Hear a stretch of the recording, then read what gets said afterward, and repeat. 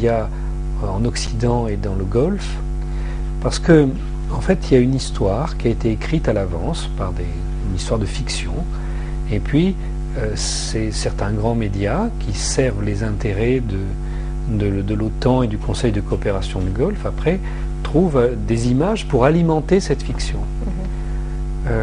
D'ailleurs, parfois ils font ça de bonne foi, sans trop savoir. Des fois, ils le font tout à fait de mauvaise foi. Qu'est-ce qui le fait de bonne foi et comment, c'est-à-dire certains le font comme ça, de bonne foi et de mauvaise foi? Parce que tout le monde n'est pas obligé de connaître la Syrie en détail. Les journalistes d'extérieur. Donc des gens qui n'ont pas les moyens d'envoyer des correspondants, de faire un travail approfondi, vont forcément assez facilement croire ce que les dirigeants occidentaux leur racontent. Et ils ne vont pas avoir les moyens de vérifier tout ça.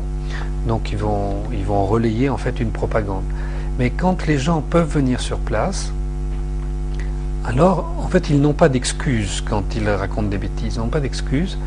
Souvent ils viennent avec une idée déterminée, et j'ai entendu des journalistes me dire mais moi j'ai vu autre chose, mais je ne peux pas raconter ça sur ma chaîne de télévision, c'est pas possible avec mon gouvernement. Voilà. Oui. Donc il y a il y a un manque de professionnalisme, d'exigence, d'éthique dans tout ça. Et après il y a un effet de boule de neige, c'est qu'on commence à raconter une histoire et tout le monde s'y met, et finalement qui veut connaître la vérité? Oui, oui. Il y a quand même des sociologues, des journalistes qui peut-être ont compris un peu parce qu'ils sont chevronnés dans la politique, dans les petits détails comme ça de la politique mondiale des États-Unis, de l'Occident envers notre région. Il y a James Petras que vous avez cité sur votre site, et qui dit que c'est une attaque coordonnée, menée par une coalition internationale, bien sûr, contre la Syrie.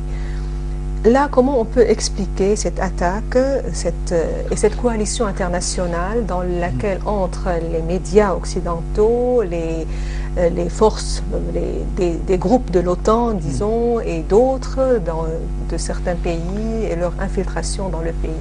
Il y a plusieurs choses. D'abord, il faut faire une première constatation.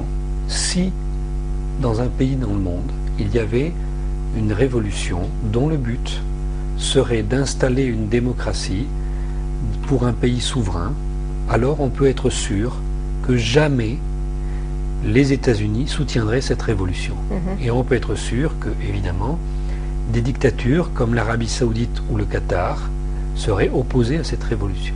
C'est simplement la logique. Oui. Donc quand on nous dit qu'ici, il y aurait une révolution populaire et démocratique soutenue par tous ces gens-là, de toute manière, c'est un mensonge. Ensuite, quelle est la réalité? Depuis les attentats du 11 septembre 2001, les États-Unis se sont dotés d'une stratégie à long terme pour étendre leur hégémonie. Lors d'une réunion qui s'est tenue le 14 septembre 2001 à Camp David, le président Bush a avalisé un programme assez gigantesque en fait, qu'ils ont appelé la matrice mondiale. Et il s'agissait à la fois de prévoir une série de guerres. Il y avait 7 pays qui ont été déterminés. Donc là on en est au 4e, après l'Afghanistan, l'Irak, la Libye. Maintenant on arrive à la Syrie. Et ça devait se terminer après vers l'Iran. Donc il y a un programme comme ça, et en même temps il y a la création ce qu'on appelle une nouvelle arme, au sens, on dit la marine, l'armée de terre, l'aviation.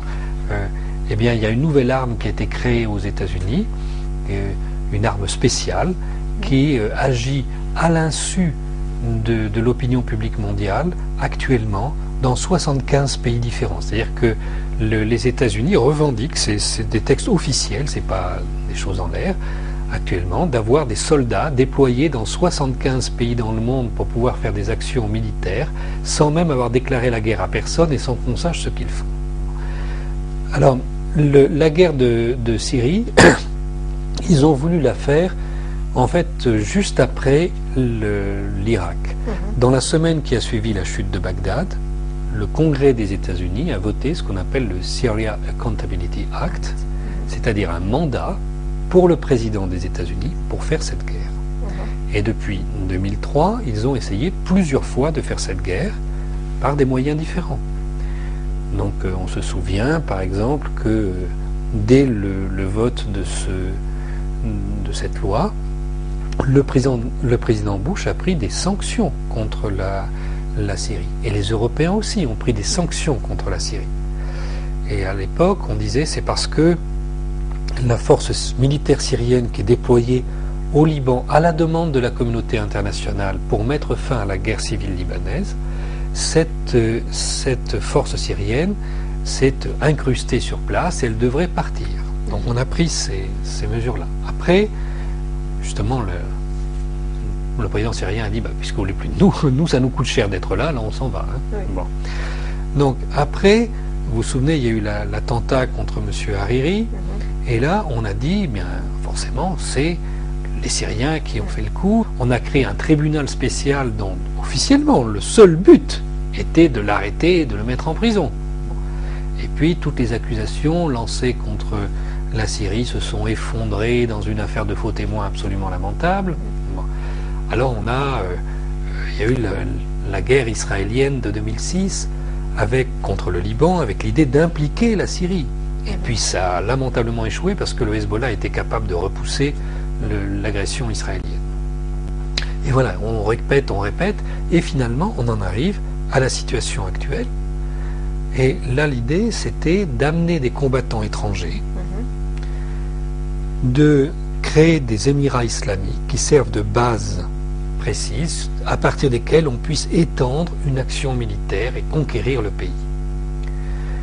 Pour pouvoir faire ça, on pensait pouvoir s'appuyer sur certaines catégories de la population hostiles au gouvernement et qui auraient accueilli à bras ouverts cette force étrangère. On avait prévu que les choses dégénéreraient et que l'OTAN aurait un mandat du Conseil de sécurité pour pouvoir raser le pays comme ça a été fait pour la Libye. Ça n'a pas du tout marché. Ça n'a pas marché, pourquoi? Parce que à la différence de la Libye, les forces qu'on a amenées là n'ont pas eu tout de suite le matériel militaire nécessaire pour tenir vraiment des points d'appui. On avait commencé à Deraa. Vous savez, la technique, ça consiste à essayer de prendre une petite ville sur une zone frontalière, de manière à ce qu'on puisse l'approvisionner de l'étranger très facilement et que l'armée nationale ne puisse pas l'encercler. Donc on a commencé à la frontière jordanienne, et puis après, vous avez vu, on a essayé à la frontière libanaise et puis à la frontière turque. Mais on n'a jamais essayé de faire des opérations loin des frontières dans le centre du pays, jamais. Ça, c'était trop hasardeux d'un point de vue militaire. Bon. En Libye, les troupes qu'on a envoyées ont été capables de prendre d'assaut des arsenaux et donc tout de suite de se retrouver avec un stock significatif d'armes. Ici, on avait introduit des armes à l'avance, mais elles étaient dispersées dans le pays. Et on n'a pas pu constituer à Deraa le bastion qui était nécessaire. Donc, ça s'est effondré. Après, on a eu des groupes qui sont partis un peu partout à la recherche de l'opportunité, en fait, de l'endroit où ils pourraient faire quelque chose. Et on constatait qu'il y avait des troubles, finalement, couvrant une grande partie du territoire, mais jamais le même jour. C'est-à-dire que c'était vraiment des petits groupes qui se déplaçaient pour faire ça. Donc, à la fin, il y a eu la création d'un émirat islamique dans un quartier de Homs, et donc ils se sont proclamés émirats indépendants, ils ont mis leurs propres lois, etc. Ils ont chassé de cet endroit toutes les personnes qui n'étaient pas non seulement de leur religion, mais de leur propre courant théologique. Voilà. Et voilà, ils ont montré finalement quel était le projet politique, qui est un projet comparable à la dictature saoudienne, quelque chose comme ça. Et là, ils ont obtenu des renforts très importants. Donc on a acheminé dans ce pays des milliers de combattants étrangers. Bon, la force principale venait de Libye, mais on a récupéré aussi beaucoup de combattants de nationalités très diverses qui se trouvaient préalablement en Irak. Au total, combien de combattants étrangers? C'est impossible de donner un chiffre précis, mais c'est entre 5 000 et 15 000 hommes qu'on a amenés ici de l'extérieur. Donc c'est quand même des forces très très significatives, avec un armement très sophistiqué, notamment en termes de transmission, pour pouvoir circuler facilement et atteindre ses objectifs. Et ceci avec une couverture extérieure très importante. Les États-Unis et Israël ont mis à disposition, puis tout le système de l'OTAN ont mis à disposition des satellites, des drones, tout un système de surveillance, des communications. On a installé des centres de communication en Jordanie, au Liban, spécialement pour ça. Donc, c'est vraiment une opération de très grande envergure et qui aurait dû déboucher sur une guerre classique avec l'attaque de l'OTAN, mais qui n'a pas réussi à aller à ce stade-là. Oui. Certains de ces gens dont vous avez parlé sont entrés d'une manière clandestine, d'autres par des astuces, je ne sais pas comment, certains sous le couvert d'être des journalistes. Il y a eu plusieurs, c'est-à-dire genres d'intervention. Vous avez dévoilé certains de ces, des Français peut-être, des Britanniques. Pendant la guerre de Libye, moi j'ai pu constater à quel point les agents spéciaux des différents pays qui venaient en Libye pouvaient utiliser une couverture de presse. Bon, à ce moment-là, c'était la Libye qui était l'endroit chaud de la planète où, évidemment, les protagonistes de l'OTAN voulaient être présents, mais aussi tous les autres États qui voulaient savoir ce qui se passait. Tout le monde envoyait des espions sur place pour faire une évaluation. Et ce n'était pas possible de circuler facilement dans ce pays, de rentrer dans ce pays, mais le plus simple, c'était d'arriver avec une carte de presse. Et en fait, on se rend compte qu'il y a aujourd'hui, dans les médias occidentaux et ceux du Golfe, des gens dont la fonction est véritablement militaire. Ils travaillent dans ces organes de presse, ils font réellement des émissions de télévision, ils écrivent réellement des articles, mais leur fonction principale dépend du système militaire.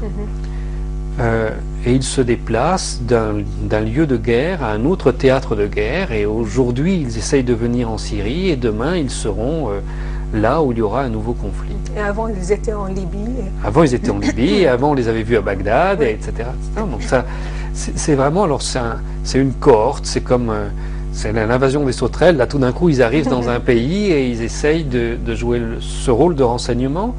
Le général Bouchard, qui dirigeait l'opération de l'OTAN en Libye, à la fin de cette opération, a lui-même déclaré publiquement sur une radio canadienne que il n'avait pas d'agents au sol pour identifier les cibles et savoir ce qu'ils avaient à faire, mais que heureusement, ils avaient leurs journalistes. C'est-à-dire qu'il a lui-même reconnu que ça faisait partie du dispositif militaire.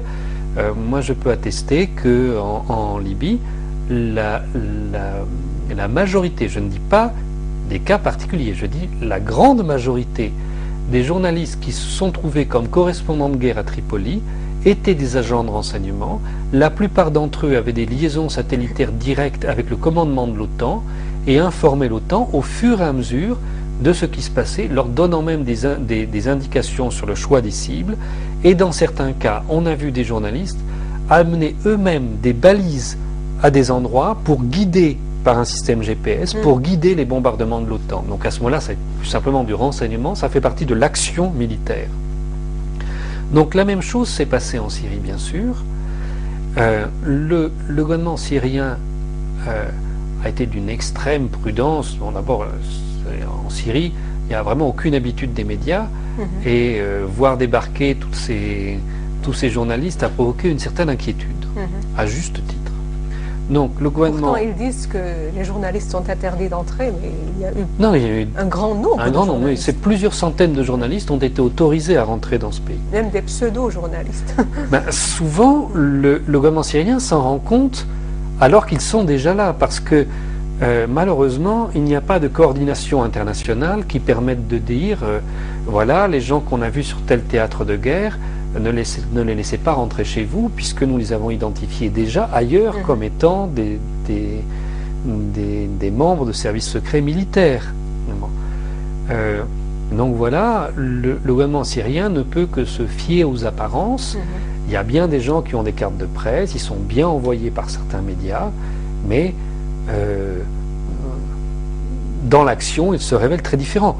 Bon, parfois, c'est fait avec beaucoup de naïveté. Par exemple, le journaliste français Gilles Jacquier de France 2 a d'abord demandé une autorisation ici pour rentrer, en disant voilà qu'il viendrait filmer les militaires syriens en action en train de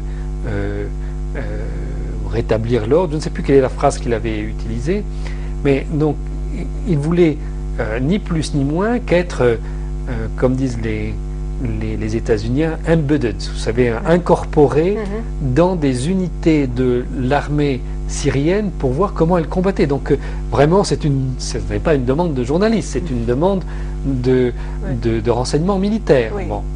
Donc on lui a dit de se calmer un peu et qu'il pouvait faire un reportage pour France 2, mais qu'il n'était pas là pour autre chose. Dans d'autres cas, on a vu des gens arriver ici, puis voilà, le ministère de l'Information ne pouvait pas évidemment savoir qui c'était, mais quand ils étaient là, ils ont pu être reconnus par des gens dont c'est le métier, de différentes unités militaires, et disant mais celui-là on l'a déjà vu sur un champ de bataille, donc il ne devrait pas être ici. Oui, Voilà. oui, oui.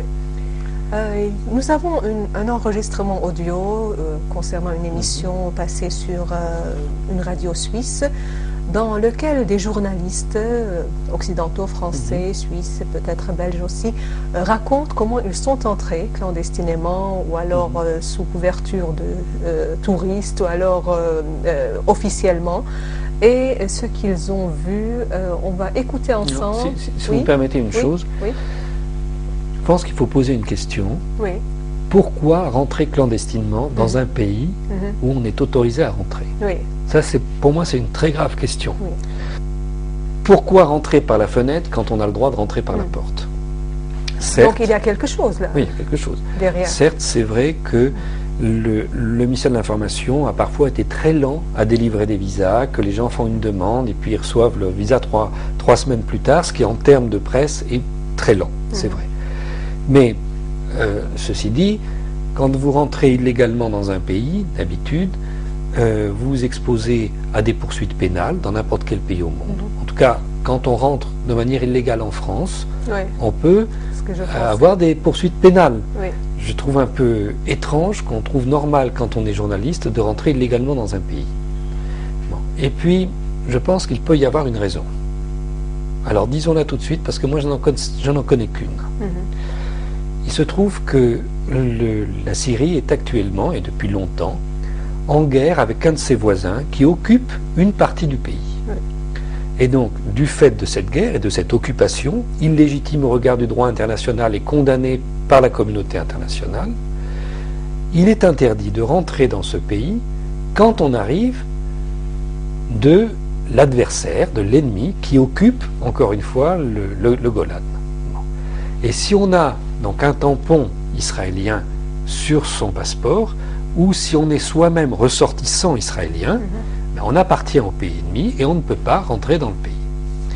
Donc, moi, je ne vois que cette raison qui empêche des gens de rentrer légalement en tant que journaliste en Syrie. Et je suis extrêmement surpris en regardant les journalistes les plus agressifs contre la Syrie qui nous racontent qu'ici il y a une répression terrible contre une révolution pacifique, etc. Je suis surpris de constater que la plupart de ceux qui écrivent ça sont des doubles nationaux ayant la nationalité israélienne ou sont des gens qui ont des attaches très importantes dans l'État d'Israël. Alors, qu'on comprenne bien ce que je suis en train de dire, Je me base par rapport au fait que l'État d'Israël a agressé ce pays et occupe le Golan. Ça veut dire que l'ennemi israélien a contrôlé en grande partie la communication à propos des événements en Syrie. Ok. On écoute pour faire ensuite le commentaire. Et quelle est votre position par rapport à un témoignage direct de collaborateurs d'Amnesty International sur place? Alors nous avons essayé de manière réitérée d'obtenir des autorisations pour enquêter en Syrie. Nous ne les avons pas obtenues. Comme Amnesty donc? En tant qu'organisation, effectivement. Et donc nous n'envoyons pas de manière clandestine des chercheurs en Syrie pour cette raison, pour des raisons de sécurité, non. Mais si nous n'obtenons pas une autorisation, mais nous avons d'autres méthodes d'enquête et nous enquêtons aux frontières libanaises, turques et jordaniennes sur la base de témoignages. Un peu. Une Oui. première chose, Oui. qu'est-ce que c'est que Amnesty International? Oui. Donc si vous voulez adhérer à l'association Amnesty International depuis la Syrie, vous vous rendez sur le site d'Amnesty International et vous devez remplir un formulaire. Et ce formulaire commence par le fait que vous devez prendre l'engagement de condamner les violences commises par le gouvernement syrien. C'est-à-dire, on vous demande d'abord de dire, d'exposer un parti pris. Avant d'avoir regardé les choses, vous devez dire que vous condamnez le gouvernement syrien.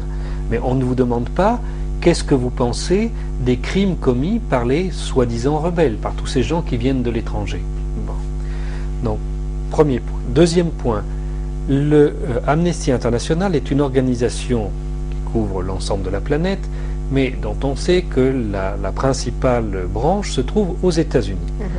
Elle est dirigée depuis quelques mois, cette branche aux États-Unis, par un membre du cabinet de Mme Clinton. Donc c'était une des assistantes de Mme Clinton, elle a démissionné pour devenir la directrice d'Amnesty International. C'est-à-dire que Amnesty International, c'est le bras du département d'État. Ça n'est pas, ça n'est plus, ça l'a peut-être été par le passé, mais ça n'est plus du tout une organisation indépendante. Troisièmement, si j'en crois l'ambassadeur de la Fédération de Russie au Conseil de sécurité, des combattants venant de Libye ont été amenés en Syrie et du personnel syrien a été amené dans un camp d'entraînement en Libye, puis ramené en Syrie pour se battre ici, et les transports de ces gens ont été faits avec des bateaux et des avions de l'ONU, sous couverture que ces gens auraient été des réfugiés, tout ça organisé par M. Yann Martin, délégué représentant spécial de Ban Ki-moon en Libye, et lui-même ancien directeur général d'Amnesty International. La méthode d'enquête d'Amnesty, donc il nous explique qu'ils n'ont pas pu rentrer ici, faire le travail tel qu'ils souhaitaient le faire, mais je me demande s'ils étaient rentrés ici, comment ils auraient pu le faire, ça c'est une autre question. En tout cas, ils ont recueilli des témoignages à la frontière, donc des gens qui quittent la Syrie, qui viennent se présenter à eux et qui racontent comment on vérifie ces témoignages. Eh bien, eux nous disent qu'en fait, ils ne peuvent pas les vérifier. Ce qu'ils font, c'est que quand ils ont un certain nombre de témoignages concordants, qui racontent à peu près les mêmes histoires, alors ils considèrent que c'est plausible et ça se valide tout seul. Bon, mais ça, c'est très bien si on se trouvait dans une situation avec des gens de bonne foi. Mais nous sommes bien d'accord que aujourd'hui, les grandes puissances essayent d'entrer en guerre en tout cas ont essayé jusqu'à présent d'entrer en guerre contre la Syrie, et que ce n'est rien du tout pour elles que de trouver 50 ou 100 témoins qui vont raconter ce qu'on leur demande de dire. Donc cette méthode n'a aucune validité, absolument aucune. Et plus j'avance dans mon étude du dossier, plus je suis convaincu qu'une majorité du peuple syrien soutient, fût-ce par défaut, face à un islamisme de plus en plus radical de la part de l'opposition, soutient le régime. Ça, alors, c'est la technique du journaliste qui se veut progressiste. Donc lui, il va dire, voilà, j'ai constaté sur place qu'effectivement, la majorité des gens soutiennent ce régime, qu'en face, il y a des islamistes complètement fous qui font peur à tout le monde, mais pour pouvoir passer à l'antenne, il est obligé de dire voilà, mais je vous rassure, c'est bien une dictature et il faut bien renverser ces gens-là, quoi qu'on en pense. Alors pourquoi dit-il que c'est une dictature? Nous n'en savons rien et ça ne sera jamais expliqué. Il a beaucoup entendu ça. Oui, mais ce sont des clichés. Ce sont des clichés, mais quand on voyage et qu'on arrive dans des vraies dictatures, ça n'a vraiment aucun rapport avec la situation ici. J'ai rencontré beaucoup de gens, notamment ici en janvier. J'ai pu interviewer des gens de ces différentes communautés et la plupart d'entre eux me disent, nous au début, en mars, on était dans les manifestations, on voulait des changements démocratiques, mais très rapidement, on a vu une opposition s'armer. Moi, je l'avais déjà remarqué à Homs en juillet. On a vu des violences atroces se commettre. Il y a des groupes salafistes qui parcourent le pays. On retrouve parfois des gens qui s'opposent à ces groupes salafistes dans des sacs sur les trottoirs coupés en morceaux. Il y a des atrocités indicibles. J'ai vu des choses... Souvent, elles sont imputées aux forces syriennes officielles.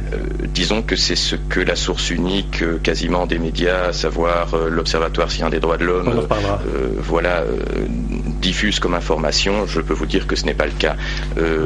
Donc on a une opposition. Précision, par rapport à ce qu'il dit là, l'intervenant dit qu'il a déjà constaté au mois de juillet, il était venu préalablement en juillet, puis après en décembre, au mois de juillet, qu'il avait constaté qu'il y avait déjà une opposition armée, mais s'il était venu plus tôt ou s'il avait cherché à vérifier ce point-là, il aurait constaté que les violences qu'il décrit ont commencé dès la première semaine.